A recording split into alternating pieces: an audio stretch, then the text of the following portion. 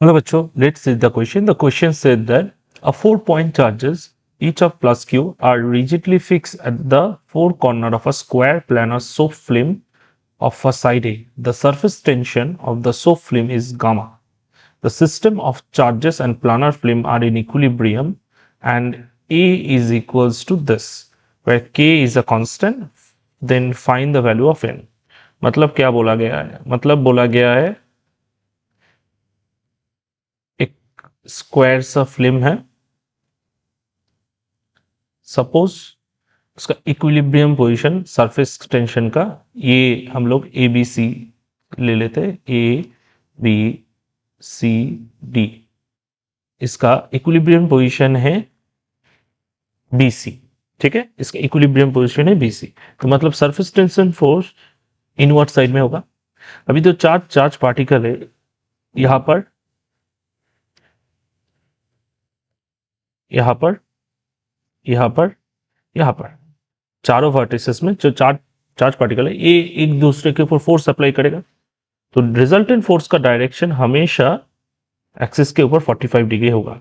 ये आप लोगों को करना पड़ेगा, बहुत इजी है, क्योंकि इस फोर्स ने अपवर्ड एक फोर्स देगा, ये फोर्स एक डाउनवर्ड फोर्स देगा, ये बहुत दूर है तो consider along the side force देगा, तो तीनों का सम अप करेंगे तो इसका डायरेक्शन F1, जिसका वैल्यू आपको निकल के आएगा 1/4 pi epsilon not q square by a square, because her side a है, इंटू √2 प्लस हाफ। ये हो गया आपका एक्सप्रेशन।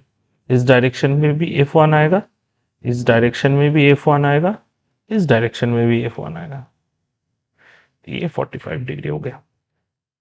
ठीक है, तो अभी हम लोग BC जो इक्विलिब्रियम साइड है, इक्विलिब्रियम साइड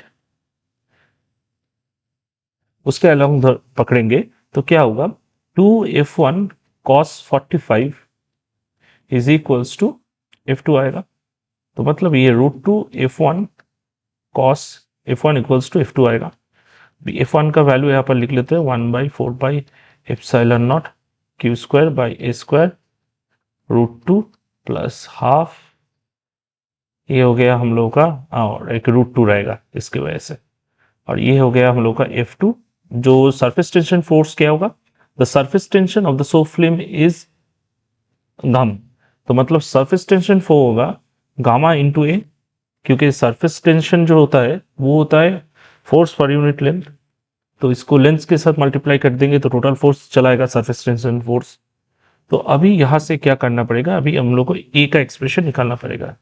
अभी हम लोग क्या करते हैं, इसको इधर सेंड कर देते हैं और गामा को नीचे लेके आते हैं, तो ये हो गया 4 पाई एप्सिलॉन √2 प्लस हाफ √2, इसको एक ब्रैकेट में रखते हैं, और q divided q square divided by gamma इसको रखते हैं, और ये a क्यूब होता है।